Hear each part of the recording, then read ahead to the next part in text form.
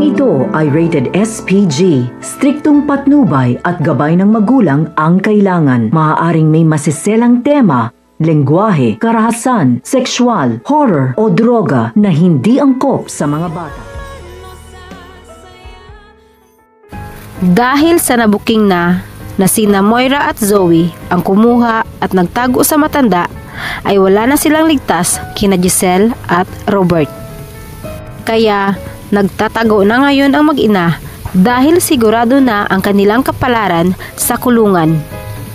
Lalo na si Zoe na kinakain na ngayon ng kanyang konsensya dahil sa nagawa sa matanda.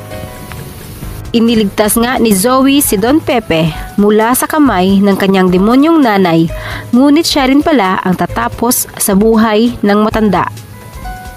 Nagkakandara pa na sina Moira at Balahadja sa paghahanap kay Don Pepe na nakatakas at hindi nila alam na si Zoe ang tumulong dito. At habang nakikipag-usap si Zoe kay Moira sa telepono, ay nagkaroon ng pagkakataon na makatawag si Don Pepe kay Giselle at sinabi ang buong katotohanan kung sino ang nasa likod ng kanyang pagkawala. Hindi alam ni Don Pepe na narinig ni Zoe ang kanyang pagsumbong, kaya kinumpronta niya ang matanda at iyon ang naging dahilan ng kanyang katapusan. Hindi sinasadyang na itulak siya ni Zoe at nahulog sa tulay.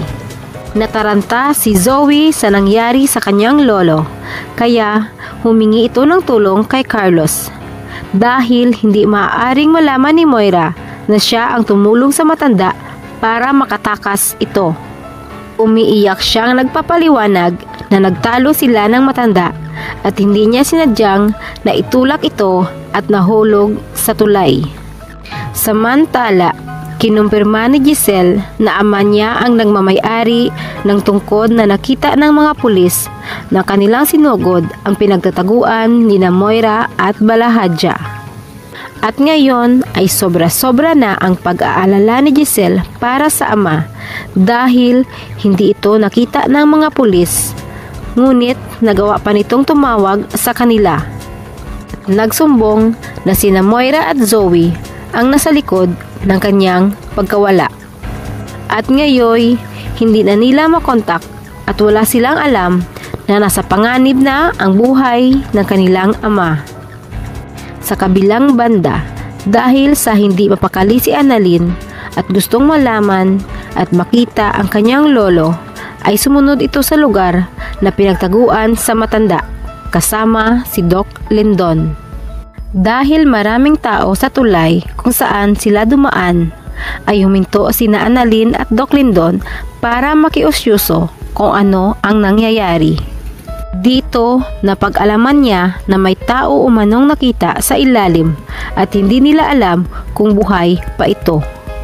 Biglang kinabahan si Annalyn kaya gusto niyang makita at makumpirma ang kanyang hinala. Napanghinaan bigla ng loob ang batang doktor nang makita ang kanyang lolo Pepe na buhat-buhat ng mga tao. Hindi makapaniwala si Annalyn na makikita niya ang kanyang lolo sa ganoong sitwasyon at napadasal na lamang ito na sana ay huwag munang kukunin sa kanila ang matanda. Makakaligtas pa kaya si Don Pepe? O kung makakaligtas man ay maaalala pa niya kaya ang lahat at masabi kay Robert na si Annalyn lamang ang kanyang nag-iisang tunay na anak? Atin lamang aabangan dito lamang sa Abot Kamay na Pangarap.